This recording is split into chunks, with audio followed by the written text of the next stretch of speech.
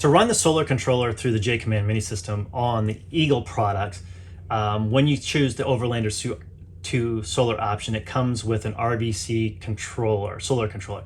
What that means is you can control it through your app. So what you're going to do is you're going to go to your home screen, scroll down to energy, and then you're going to control up, and it'll show you the input, the output. It'll tell you the temperature of the solar temperature, your history, and everything else. You can clear your history. Everything controls through the solar, through the JAYCOMMAND smart system, which is great because it puts it handy into your palm. You can check it from a distance. One of the other things is to remember is this is only on the Eagle products.